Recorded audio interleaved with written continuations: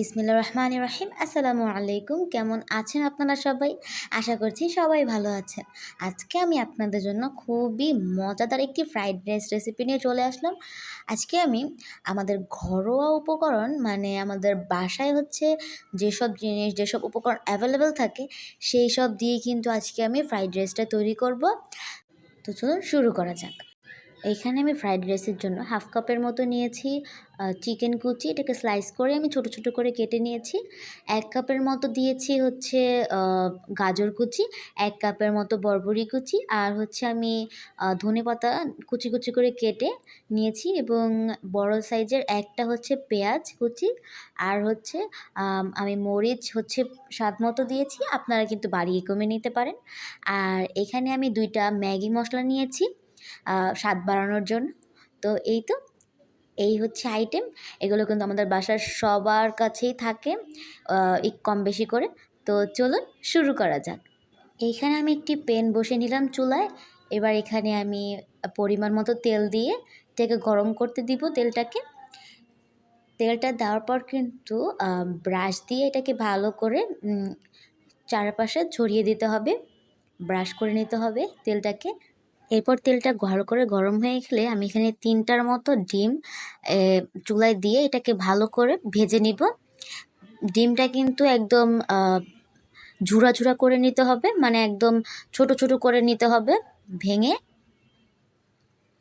এরপর আমি এখানে স্বাদ মতো হালকা একটু লবণ দিয়ে নিচ্ছি।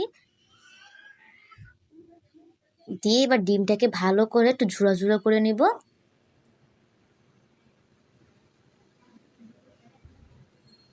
দেখতে পাচ্ছেন, দেখুন এখানে কিন্তু ডিমটা ঝুরা ঝুরা হয়ে গেলে আমি এখানে সামান্য পরিমাণ হচ্ছে একটু ম্যাগি মশলা দিয়ে নিব। দিয়ে এটাকে আবার একটু ভালো করে ভেজে নিব। ডিমটা কিন্তু যত ভালো করে ভাজবেন ততই কিন্তু ফ্রাইড রাইসটা মজা হবে। দেখুন ডিমটা কিন্তু আমি একটু ঝুরা ঝুরা করে নিয়েছি। ডিমটা কিন্তু বেশি আনাম আনাম রাখা যাবে না, তাহলে কিন্তু ফ্রাইড রাইসটা সুন্দর হবে না দেখতে।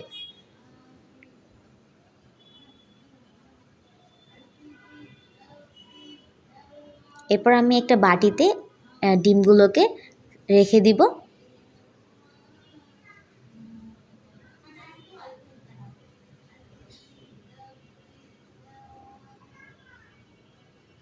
দেখুন আমি কিন্তু বাটিতে নিয়ে নিয়েছি। এরপর আমি আবার একটি প্যান বসিয়ে দিব, এটাতে আবার একটু পরিমাণ মতো তেল দিয়ে নিব। তেলটা গরম হয়ে গেলে আমি এখানে পেঁয়াজ দিয়ে নেব।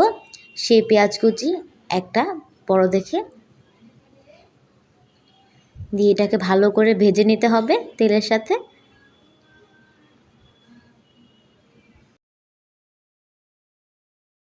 এরপর আমি এখানে মরিচটা অ্যাড করে দিব, দিয়ে আবার এটাকে ভালো করে ভেজে নিব।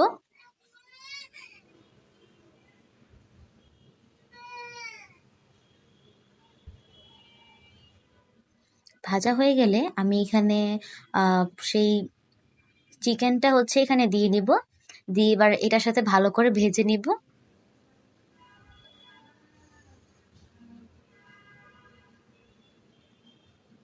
এরপর চিকেনের উপর কিন্তু হালকা একটু লবণ দিয়ে নিতে হবে। চিকেনটা কিন্তু আমি আগে কোনো সিদ্ধ করব না বা কিছু করব না, জাস্ট চিকেনটা স্লাইস করে কেটে আমি এই ভাজার সাথে এখানে ভেজে নিব, এতেই সিদ্ধ হয়ে যাবে। এরপর আমি এখানে সেই গাজর কুচি দিয়ে নিব, দিয়ে আবার এটাকে ভালো করে ভেজে নিব।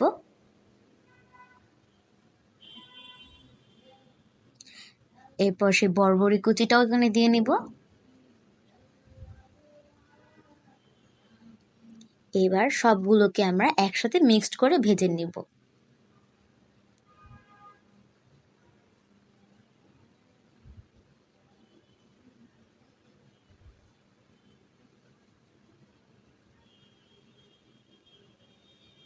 এই ফ্রাইড রাইসটা কিন্তু বাসার সবাই আপনার পছন্দ করবে।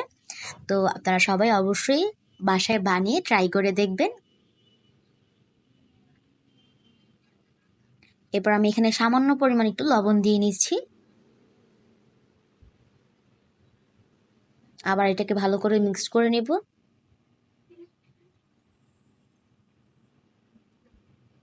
এটা কিন্তু ভালো করে ভেজে নিতে হবে।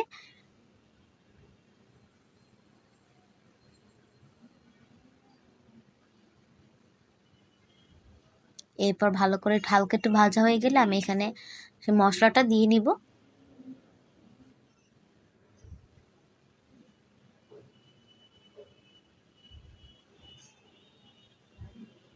দিয়ে এবার আবার ভালো করে একটু ভেজে নিব।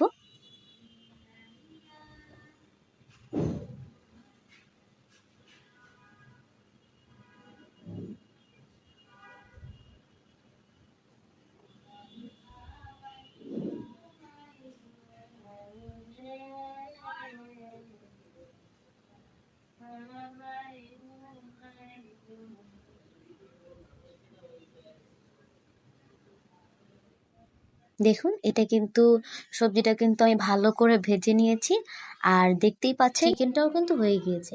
এরপর আমি এখানে 1 বাটির মতো ভাত নিয়ে নিব। আপনারা কিন্তু এখানে ভাতের বদলে পোলার চাল নিয়ে নিতে পারেন। সে পর্যায়ে পোলার চালটা একটু সিদ্ধ করে নিতে হবে। আমি কিন্তু বলেছি আমাদের বাসায় যেগুলো উপস্থিত থাকে সবসময়, আমি কিন্তু সেগুলো দিয়ে আজকে বানাবো। তাই আমি এখানে ভাতটা ইউজ করেছি। আপনারা সেম পদ্ধতিতে শুধু এখানে পোলার চাউলটা ইউজ করতে পারেন, বা অন্য চাউলও এখানে ইউজ করতে পারেন। আমি এখানে ভাতটা এখানে দিয়ে ভালো করে এবার ভাতের সাথে সেই সবজিগুলোকে, চিকেনগুলোকে ভালো করে মিক্সড করে নিব, আর এটাকে ভালো করে ভেজে নিব। দেখুন এই সময় কিন্তু আস্তে আস্তে করে পুরোটাকে মিক্সড করে নিতে হবে, ভালো করে ভেজে নিতে হবে।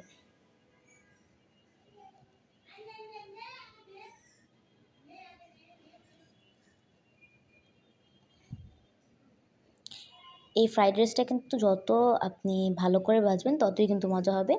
এরপর আমি এখানে সামান্য পরিমাণ লবণ দিয়ে নিচ্ছি, স্বাদ মতো। আপনারা কিন্তু আপনাদের স্বাদ মতো করে লবণটা এখানে দিয়ে নেবেন। দিয়ে আবার এটাকে ভালো করে ভেজে নিব।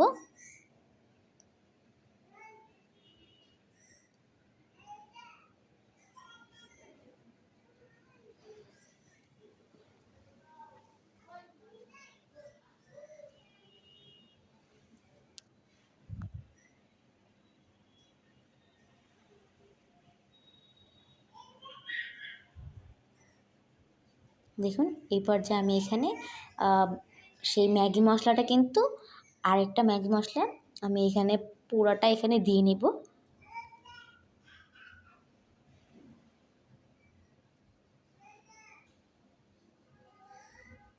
দিয়ে এবার ভালো করে মশলাটার সাথে কিন্তু আমরা রাইসটাকে করে নেব, মিক্স করে নেব।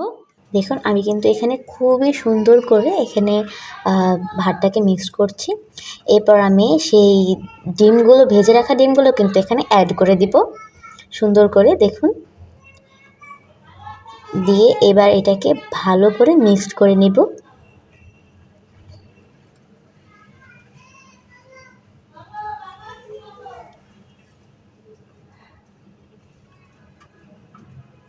এই সময় কিন্তু সাবধানে করতে হবে, না হলে কিন্তু আশেপাশে চালগুলো পড়ে যেতে পারে।